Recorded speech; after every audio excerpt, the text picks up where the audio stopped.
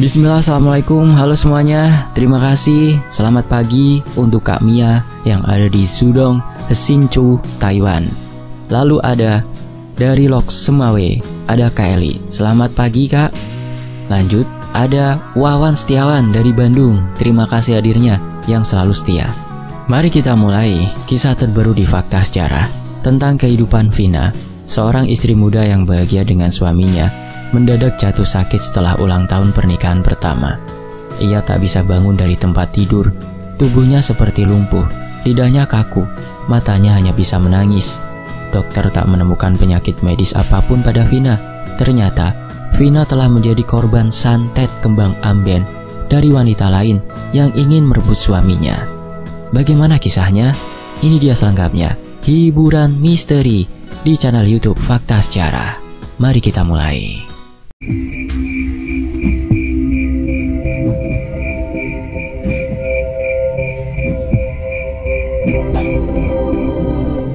Di tengah hiruk-pikuk kompleks perumahan Griyo Kenongo Asri, rumah paling ujung blok C selalu tampak berbeda.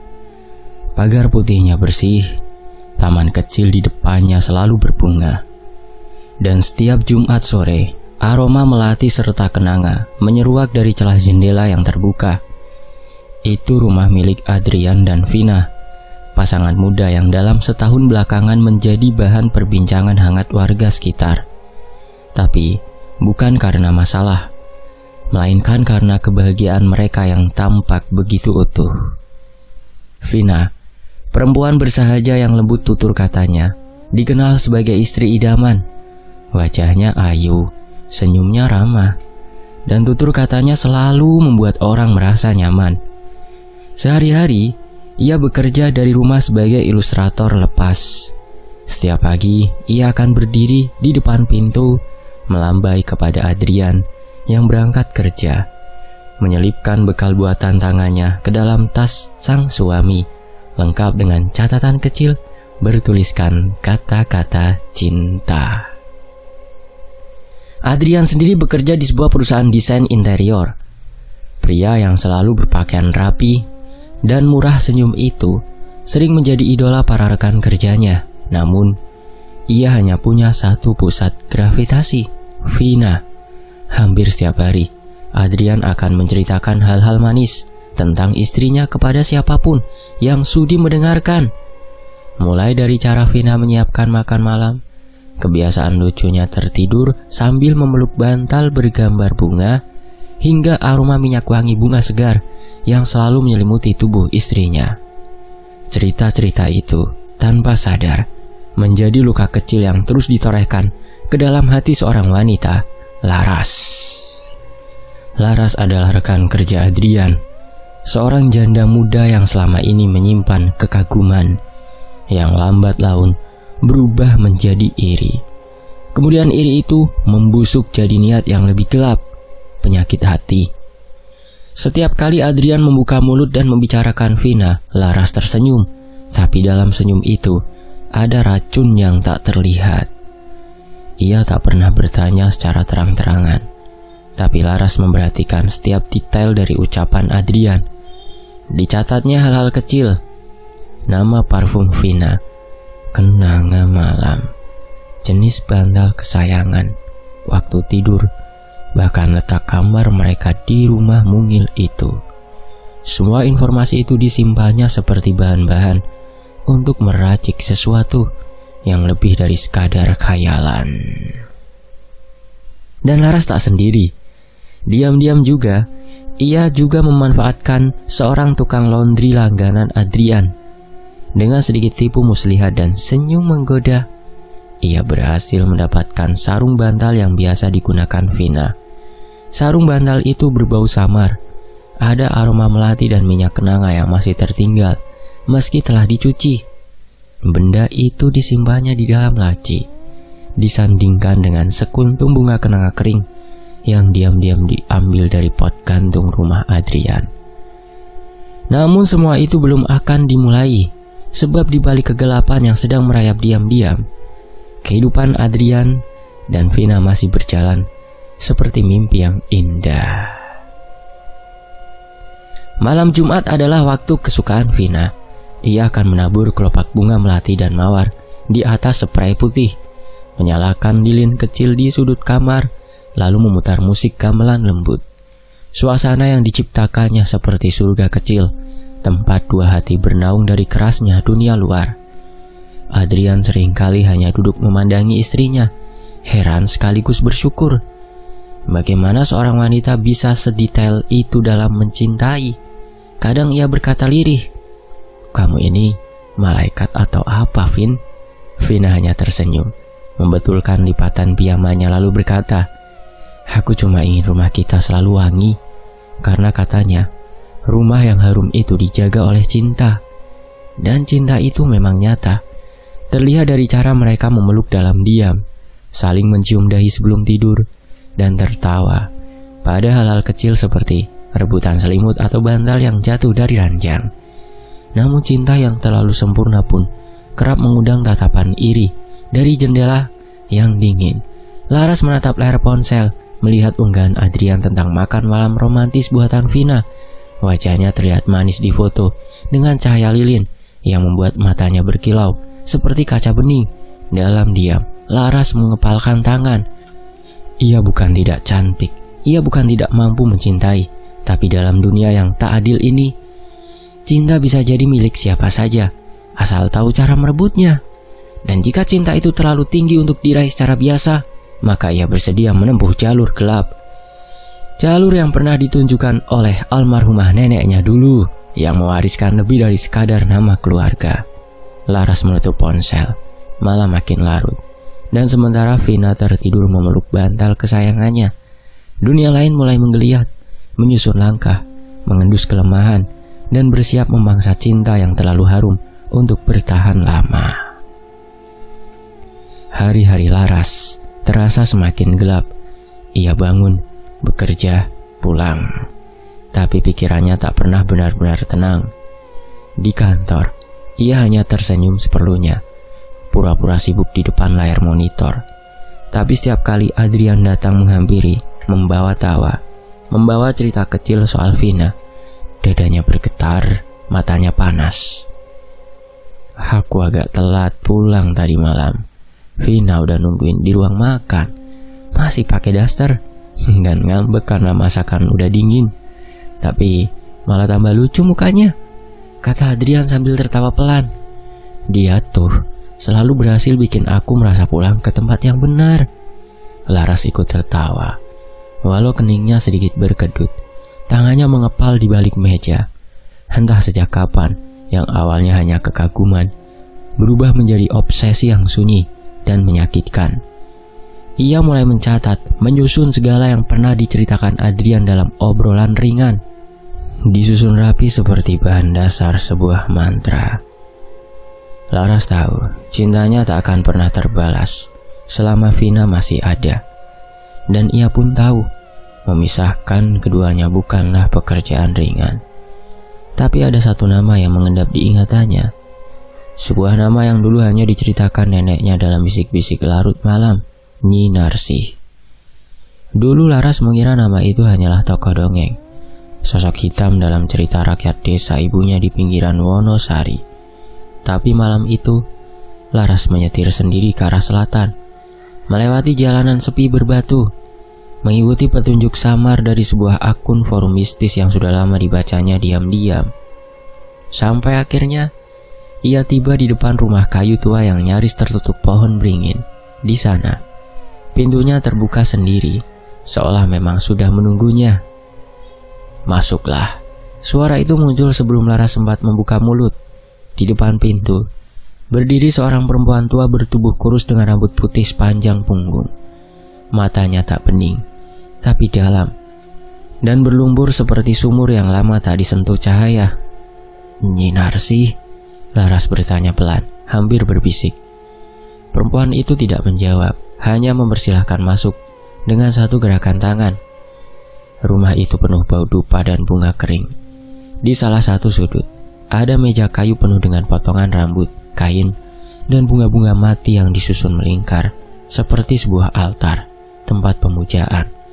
Udara di dalam ruangan dingin, menusuk tulang, Tapi Laras tidak gentar. Ia sudah jauh melangkah.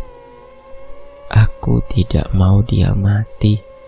Aku hanya ingin dia tak bisa menyentuh siapapun, bahkan suaminya, kata Laras pelan.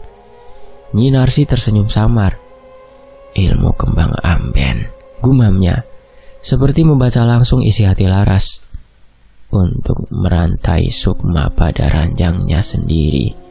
Ia masih hidup, tapi tidak bisa hidup. Hanya bisa melihat, hanya bisa menangis. Sementara tubuhnya tak lagi miliknya. Laras menunduk, sejenak ragu.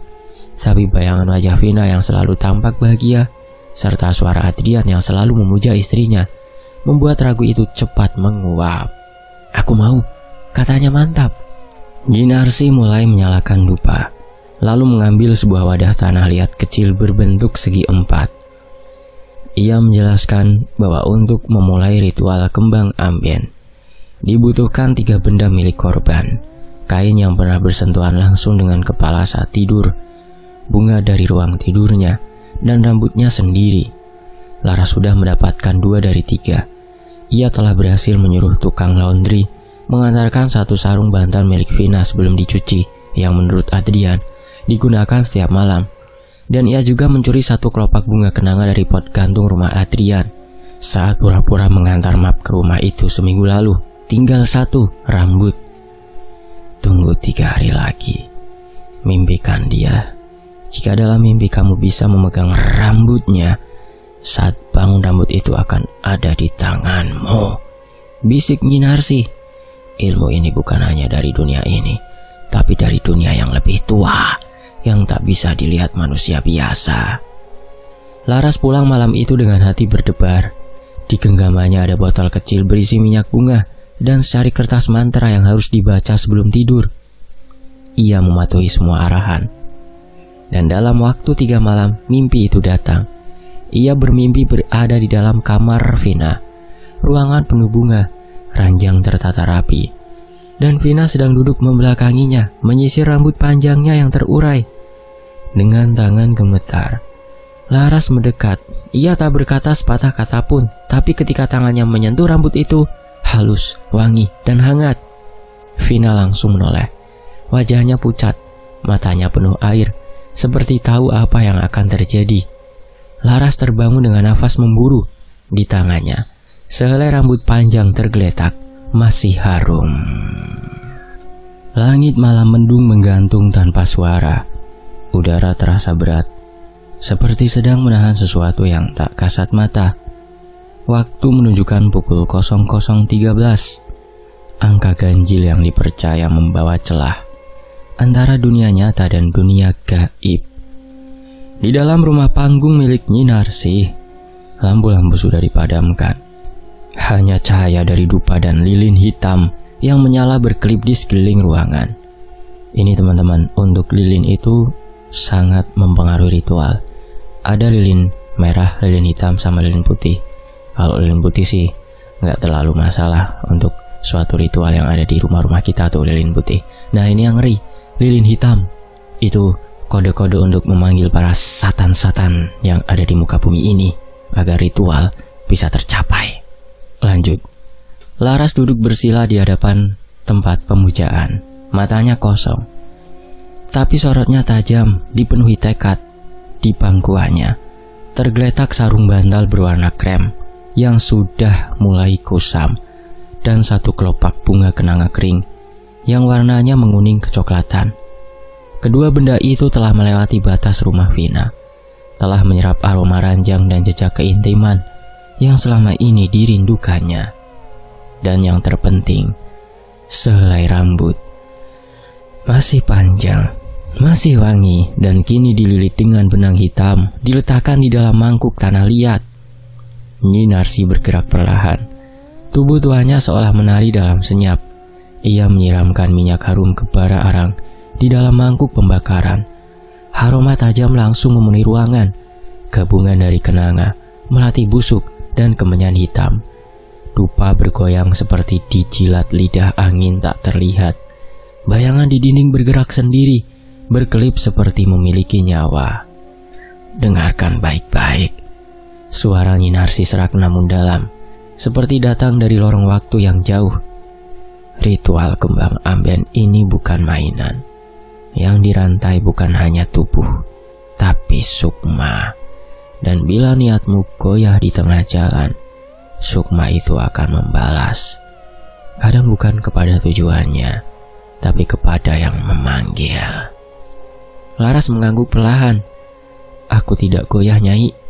Nyi Narsi tersenyum samar. Giginya tinggal 3, tapi matanya memancarkan kekuatan yang tak wajar. Ia mengambil sarung bantal, kelopak kenanga, dan rambut itu lalu menyatukannya di atas piring tanah. Setelah membaca mantra dalam bahasa Jawa kuno yang nyaris tak bisa dimengerti Laras, ia membakar semuanya dengan bara api dari arang hitam. Api yang menyala bukan merah, tapi kehijauan.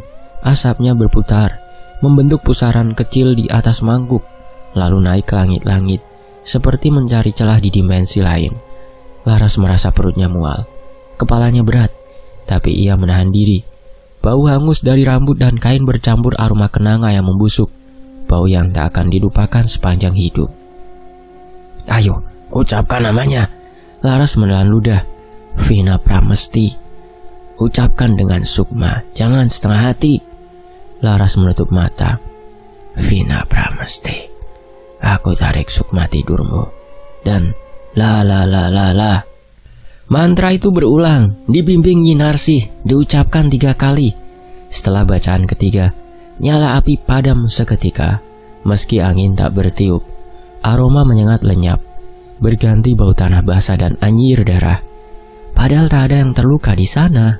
Lilin-lilin hitam meredup, dan Laras mendadak merasa sesak, seolah ada tali halus yang mengikat lehernya. Tapi Nyi Narsi hanya menyeringai, seperti puas melihat perubahan di wajah Laras. Selesai, gumam sang dukun. Tunggulah 3 malam. Di malam ketiga kamu akan tahu apakah rantaimu berhasil mengikat. Laras memejamkan mata sejenak. Keringat dingin membasahi punggungnya. Meski tubuhnya menggigil, hatinya berdebar antara takut dan puas. Ia tahu ia telah melewati batas yang tak bisa ditarik kembali. Saat Laras hendak berdiri, Nyi Narsi memberikan sebuah benda kecil, segumpal kapas yang sudah diolesi minyak kenanga dan dililit benang hitam. Letakkan ini di bawah tempat tidurmu agar kau bisa mengawasi dari mimpi. Karena setelah ini kamu akan mulai melihat apa yang tak boleh dilihat manusia biasa. Laras menerima benda itu dengan tangan bergetar. Dunia yang dulu penuh warna dan logika telah ia tinggalkan. Ia memilih jalan yang berbeda, jalan yang dikurat dengan mantra dan darah, bunga dan kematian lambat. Dalam hatinya ada suara kecil yang sempat berbisik. Apa yang kau lakukan ini tak bisa dihapus, Laras. Tapi suara itu ditenggelamkan oleh bayangan Adrian, senyumnya, suaranya, dan pikirannya tentang bagaimana akhirnya mereka akan bersama tanpa Vina, tanpa penghalang. Malam makin dalam saat Laras keluar dari rumah itu. Bulan mengintip malu-malu dari balik awan. Tapi di belakang punggung Laras, dalam rumah kayu itu, api dari mangkuk pembakaran menyala kembali sendiri meski tak ada yang menyalakan. Pagi itu, matahari naik perlahan, menyinari jendela kamar dengan lembut. Tirai tipis bergoyang pelan tertiup angin, menyisakan aroma bunga kenanga yang samar. Seperti biasa, ruangan itu terasa tenang dan wangi, tapi tidak seperti pagi sebelumnya. Tubuh Vina diam. Tak ada gerakan, tak ada suara. Ia membuka mata, menatap langit-langit kamar, dan menyadari sesuatu yang mengerikan. Tubuhnya tidak bisa digerakkan. Kepalanya terasa berat. Ia mencoba mengangkat tangan, gagal. Kaki mati rasa. Lidahnya pun seperti membatu, tak sanggup mengeluarkan sepatah kata. Hanya matanya yang bisa bergerak, dan dari sanalah air mata perlahan jatuh, dingin, sunyi. Dalam diam, ia menjerit. Adrian baru menyadari kejanggalan itu saat ia kembali dari dapur, membawa 2 gelas teh hangat seperti biasa. Ia menaruh 1 gelas di meja samping tempat tidur, lalu tersenyum kecil. "Pagi sayang, kamu belum pengen bangun?" Vina ingin menjawab. Lidahnya berusaha menggetarkan suara, tapi hanya nafas tipis yang keluar. Matanya terus menatap Adrian, penuh ketakutan. Air matanya mengalir deras. Dan barulah saat itu Adrian menggenggam tangan istrinya, merasakan kaku yang tak biasa. "Vina, sayang, kamu kenapa?" Suara Adrian panik. Nada lembutnya berganti tajam. Ia mengguncang tubuh istrinya pelan, lalu lebih keras. Tapi tubuh Vina seperti seonggok daging tanpa tenaga. Ia sadar, nafas istrinya masih teratur, detaknya masih ada, tapi sekujur tubuh itu tak bergerak sama sekali. Adrian langsung menghubungi ambulan. Dalam waktu kurang dari setengah jam, Vina dibawa ke rumah sakit terdekat. 3 dokter memeriksanya. 2 perawat melakukan tes saraf. Alat-alat medis canggih menyambung tubuhnya. CT scan, MRI, bahkan tes darah lengkap dilakukan. Namun, hasilnya hanya satu. Tidak ada yang salah secara medis. Secara medis, istri bapak dalam kondisi normal. Tak ada kerusakan saraf, tak ada luka, tak ada trauma fisik. Semua fungsi tubuhnya utuh. Kami menyebut kondisi ini sebagai locked-in syndrome. Tapi itu pun harus dibuktikan dengan faktor neurologis yang tidak kami temukan, ujar salah satu dokter dengan nada canggung. Adrian menatap mereka kosong. Tapi dia nggak bisa bicara, nggak bisa bergerak, dok, hanya menangis.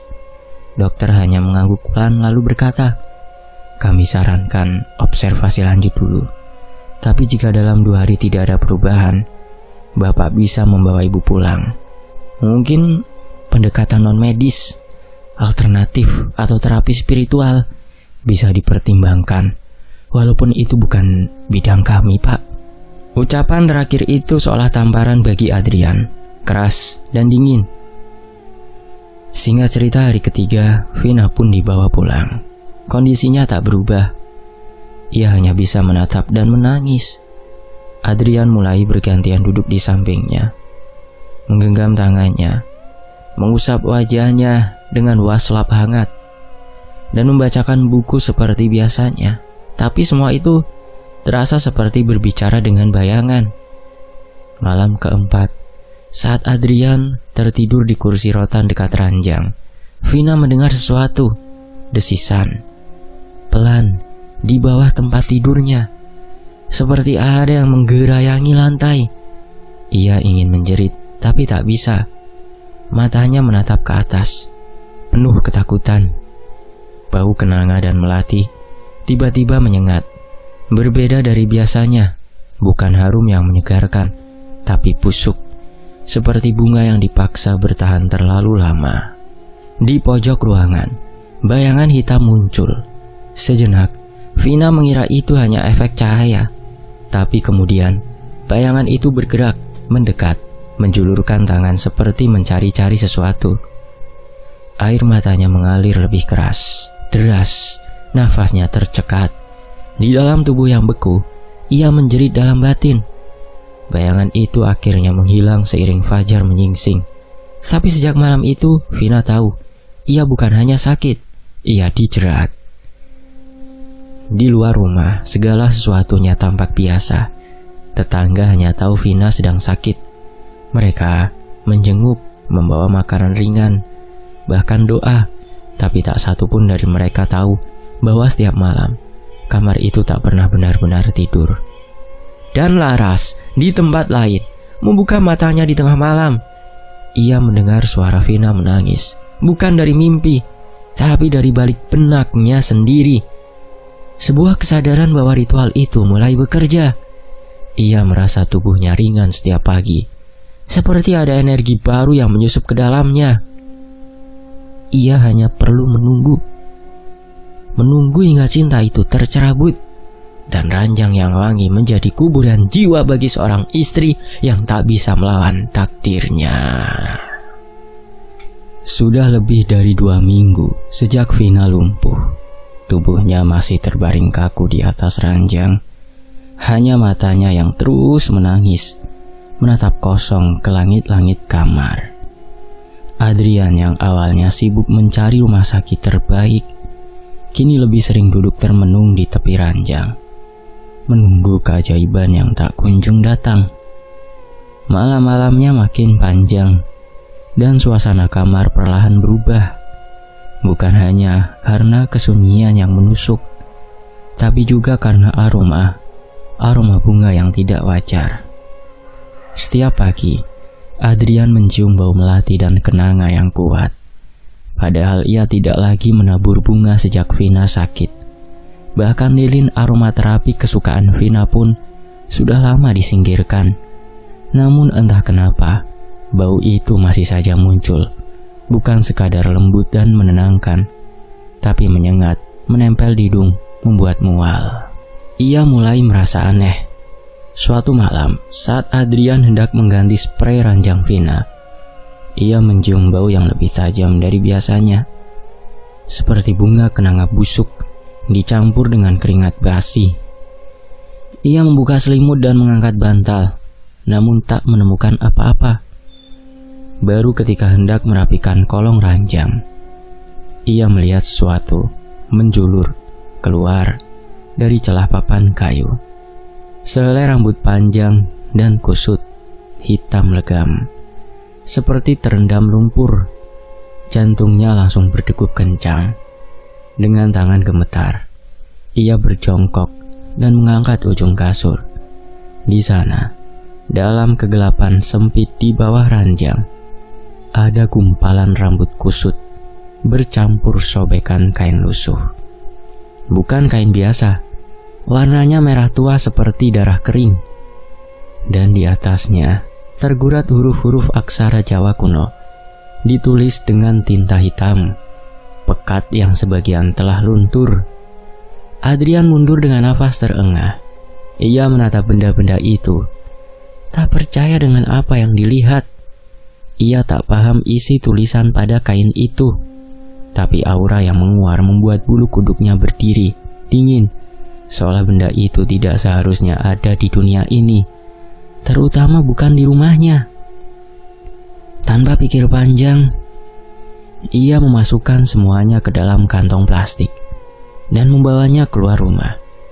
Tapi sebelum sempat membuangnya ke tempat sampah, langkahnya terhenti. Ia merasa sepasang mata mengawasinya. Ia menoleh ke kanan, ke kiri, tak ada siapa-siapa. Namun rasa tidak nyaman itu menempel seperti kabut. Akhirnya, benda-benda itu tidak ia buang, hanya ia simpan di garasi dalam kotak kayu bekas sepatu. Malam itu, Adrian tidak tenang. Dalam mimpinya, ia melihat Vina duduk di atas ranjang. Tubuhnya tidak lagi kaku. Ia tersenyum, tetapi senyuman itu ganjil, seolah bukan milik Vina. Dari balik rambutnya muncul tangan-tangan kecil berwarna hitam yang menarik tubuhnya ke balik ranjang. Adrian berteriak, mencoba menolong, namun ia sendiri tak bisa bergerak. Saat terbangun, tubuhnya basah kuyup oleh keringat dingin.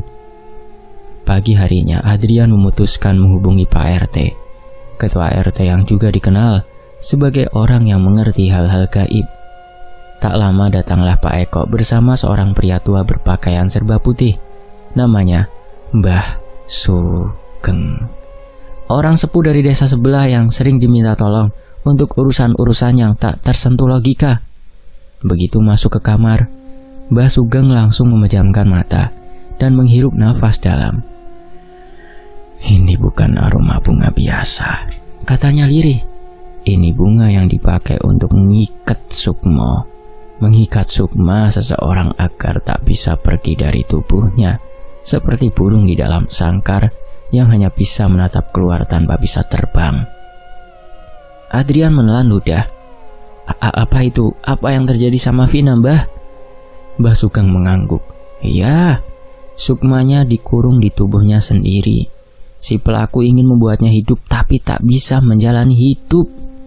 Pak Eko menambahkan, kalau ada sobekan kain dengan tulisan kuno dan rambut, itu biasanya bagian dari ritual kiriman. Santet yang tidak membunuh tapi menyiksa dalam diam. Adrian memejamkan mata sejenak, menahan amarah dan takut yang bergolak jadi satu.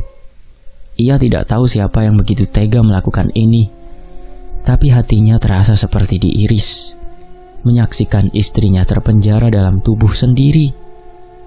Apakah bisa disembuhkan, Mbah? Tanyanya dengan suara nyaris tak terdengar. Mbah Sugeng diam sejenak, lalu berkata, bisa, tapi harus dicari dulu sumber kekuatan kiriman ini. Kalau hanya dibersihkan tanpa memutus akar, maka penderitaannya hanya akan berpindah bentuk, kadang malah bisa lebih buruk. Hari itu Adrian mulai percaya bahwa dunia tidak hanya dihuni oleh yang kasat mata, dan bahwa cintanya kepada Vina akan diuji, bukan hanya oleh waktu, tapi oleh sesuatu yang jauh lebih gelap dan lebih tua dari sekadar rasa iri manusia. 2 bulan setelah Vina jatuh sakit, kehidupan Adrian berubah drastis. Rumah yang dulunya penuh tawa dan aroma bunga, kini sepi dan berbau lembab. Vina masih terbaring kaku di ranjang. Tubuhnya kurus, matanya cekung, tapi masih terbuka. Masih terus menangis dalam diam. Di tengah keputusasaan itu, Laras datang, seolah jadi penyelamat. Awalnya, Adrian hanya menerima tawarannya untuk membantu, menemani mengurus Vina, memasakkan makan, menenangkan pikirannya saat malam-malam terasa panjang. Tapi perlahan, kehangatan palsu yang disebar Laras mulai menembus retak-retak di hati Adrian. Ia yang dulu begitu setia, kini mulai goyah. Laras tahu bagaimana caranya membungkus kehadirannya dengan kesan tulus. Ia tidak menuntut, tidak menggoda secara terang-terangan. Ia hanya ada, hadir, dan membuat Adrian merasa tidak sendiri. Hingga suatu malam, setelah hari yang panjang dan melelahkan, Adrian akhirnya menatap Laras bukan sebagai rekan kerja, tapi sebagai seorang perempuan. Laras tidak menolak. Ia hanya menatap balik dengan tatapan tenang. Dan untuk pertama kalinya mereka tidur dalam pelukan di kamar tamu rumah itu. Namun malam itu tidak berjalan seperti yang Laras harapkan. Ketika mereka hendak berbaring bersama, Adrian tiba-tiba menangis, meringis. Aduh, punggungku, desisnya sambil memegang bagian belakang tubuhnya. Ia berusaha memiringkan badan, tapi rasa sakit makin menjadi. Seperti ada yang nginjek. Laras tersentak kecil, tapi segera menenangkan. Mungkin salah posisi. Biar aku pijitin ya. Tapi tangan Laras bahkan belum menyentuhnya ketika Adrian kembali mengerang. Keringat dingin membasahi pelipisnya. Matanya menatap langit-langit dengan ekspresi asing, seperti ketakutan yang tidak bisa dijelaskan. Aku gak bisa gerak, Laras, tolong. Badanku berat banget. Laras tercekat. Sebuah rasa dingin menjalar dari ujung jari kakinya. Ia menatap Adrian yang mulai megap-megap. Tubuhnya seperti tertindih sesuatu yang tak terlihat. Suhu kamar turun drastis. Lampu meja berkedip pelan, lalu padam sesaat sebelum menyala kembali. Adrian menjerit dalam hati, tapi tak ada suara yang keluar dari mulutnya. Ia hanya bisa menatap ke langit-langit kamar yang tiba-tiba berubah menjadi langit-langit kamar utama tempat Vina yang masih terbaring.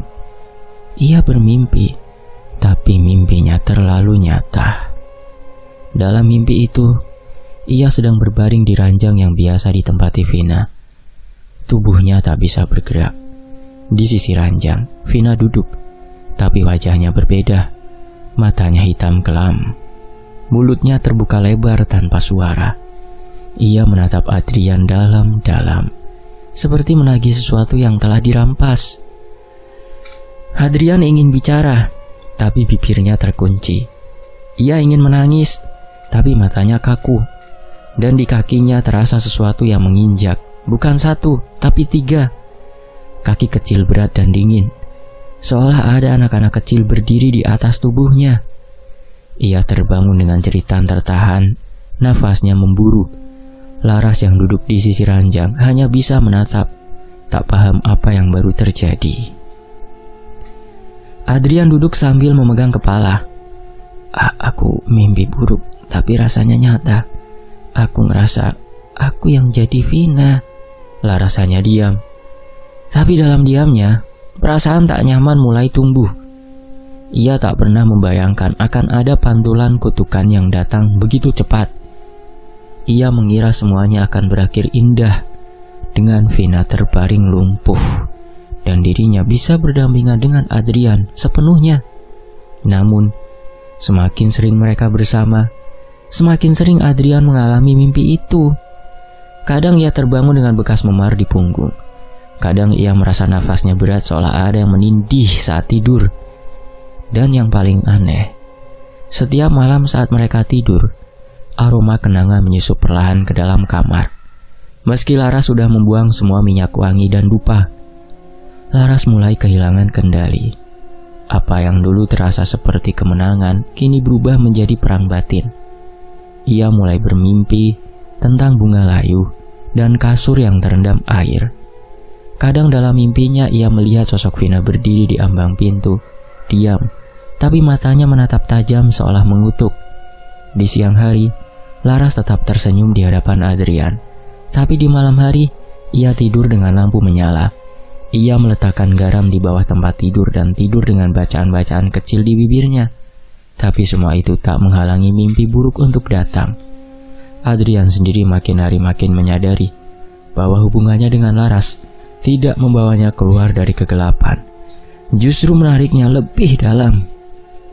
Ia mulai jarang bicara, sering duduk sendiri di beranda, memandangi kamar tempat istrinya masih terbaring, dan setiap kali memandangi Vina, hatinya seperti ditarik, disayat oleh rasa bersalah yang makin dalam. Cinta yang dulu hangat, kini jadi kuburan yang masih basah. Dan di antara kelopak bunga yang membusuk di bawah ranjang, ada jiwa yang belum tenang, menanti saatnya untuk menunjukkan bahwa ia belum kalah. Malam itu, hujan turun rintik-rintik, mengetuk kenting dengan irama pelan seperti nyanyian sedih. Adrian terbangun dari tidurnya, di kursi tua, di ruang tengah.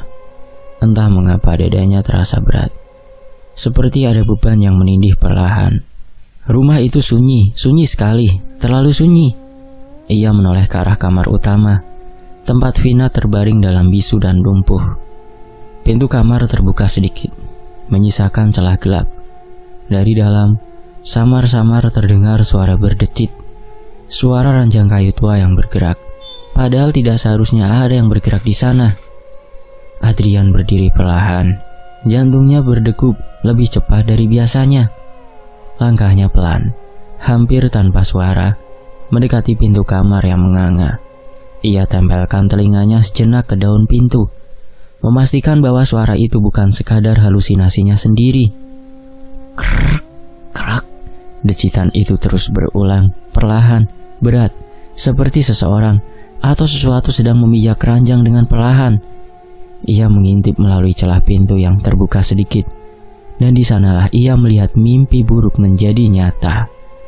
Walaupun kemarin sudah ditemukan oleh Mbah Sugeng sumbernya, medianya yang Adrian taruh di rak sepatu, namun itu belum bisa menyelesaikan masalah yang menimpa Vina. Di atas ranjang itu sekarang Vina masih terbaring kaku, mata terbuka lebar, air matanya membanjir tak tertahan. Namun yang membuat darah Adrian membeku adalah 3 sosok kecil yang berdiri di atas tubuh istrinya. 3 bocah. Wujud mereka seperti anak-anak kecil berumur tak lebih dari 5 tahun. Tapi wajah mereka rusak, mata cekung, kulit kelabu penuh luka, dan mulut mereka menyeringai hingga ke pipi. Giginya tajam, kotor, dan panjang. Satu dari mereka menginjak dada Vina, seolah menekannya dengan sadis. Yang kedua mencengkeram kakinya, menindih dengan berat. Dan yang ketiga, yang paling mengerikan, berjongkok di atas wajah Vina. Jarinya yang panjang menyentuh kelopak mata, seolah hendak mencungkilnya perlahan. Vina tak bisa menjerit, tak bisa melawan. Hanya matanya yang menangis jadi-jadinya, teriak tanpa suara, sakit tanpa pelarian. Adrian membeku, nafasnya tercekat, matanya membelalak. Tubuhnya ingin berlari, tapi kakinya tertancap di lantai. Salah satu dari sosok anak itu perlahan menoleh dan menatap langsung ke arah Adrian. Tatapan itu bukan hanya tatapan, itu kutukan. Mata kosongnya seolah berbicara, "Kamu biarkan dia, kamu tinggalkan dia." Dan Adrian lari. Dengan nafas kacau ia mundur, menutup pintu kamar dengan terburu-buru dan terhuyung ke ruang tengah. Ia jatuh di lantai, gemetar, tubuhnya terasa kosong. Ia tak sanggup menahan apa yang baru saja dilihat. Dalam pikirannya, Vina terus menatap, memanggil tanpa suara, meminta tolong yang tak kunjung ia beri. Keesokan paginya, suasana rumah terasa ganjil. Adrian tak langsung masuk ke kamar. Ia duduk di depan meja makan, termenung berjam-jam. Tangannya mencengkeram cangkir kopi yang sudah dingin. Matanya kosong menatap lantai.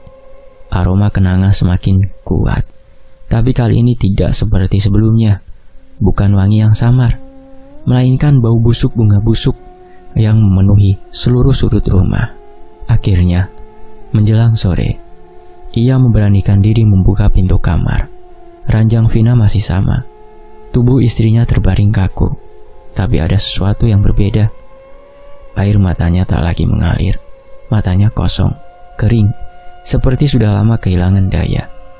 Di bawah matanya terdapat bekas lebam samar, dan di sudut bibirnya setitik darah mengering. Adrian gemetar. Ia mendekat, berlutut di sisi ranjang. "Vina, maaf, aku gak tahu harus ngapain lagi. Aku sudah gak kuat." Suaranya parau, patah-patah. Tiba-tiba sebuah suara kecil terdengar desis. Desis seperti suara nafas tertahan dari balik dinding kayu ranjang.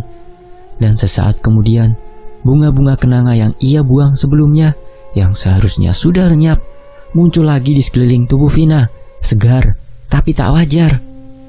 Dengan tubuh gemetar, Adrian membuka selimut Vina. Ia kaget setengah mati saat menemukan bahwa di bawah tubuh Vina, mantra kuno yang pernah ia buang di garasi kembali tergeletak di bawah punggung istrinya. Adrian terduduk. Ia tahu tak ada yang bisa menolong lagi. Tidak dukun, tidak pendeta, tidak dokter. Apapun yang terjadi, kutukan itu sudah melekat di rumah ini, di ranjang itu, dan di dalam dirinya. Beberapa minggu kemudian, rumah itu kosong. Orang-orang bilang Adrian pergi tanpa pamit, hanya meninggalkan surat singkat yang isinya kabur. Seperti orang yang kehilangan akal sehat. Rumah itu terkunci. Vina tidak pernah terlihat lagi. Tak ada kabar, tak ada penjelasan. Tapi malam-malam di kompleks perumahan itu tak pernah sama. Kadang dari rumah itu terdengar suara ranjang berdecit, kadang samar, kadang jelas. Dan saat bunga kenanga tiba-tiba muncul berserakan di halaman rumah, warganya saling pandang tanpa berani masuk. Ada yang bersumpah melihat siluet seorang wanita berdiri di balik jendela. Matanya menatap keluar, seolah menunggu seseorang, atau mungkin menagih janji yang tak ditepati. Dan di dalam rumah itu, di tengah ranjang beraroma bunga layu, seseorang masih terpenjara, bukan oleh tali, bukan oleh luka, tapi oleh pengkhianatan dan cinta yang dihianati. Kini Vina hanya dirawat oleh orang tuanya. Tak tahu kapan sembuhnya. Mereka sudah pasrah, bahkan mengharap agar Vina segera berpulang. Selesai. Demikianlah sebuah kisah. Semoga bisa mengambil hikmah. Janganlah sering mengumbar kebahagiaan kepada orang lain. Cukup untuk diri sendiri. Telan, rasakan, nikmati. Udah cukup gitu aja. Fakta Sejarah pamit. Terima kasih buat teman-teman yang sudah menyimak. Wassalamualaikum warahmatullahi wabarakatuh. Nantikan kisah terbaru hanya di Fakta Sejarah. Alhamdulillah. Terima kasih.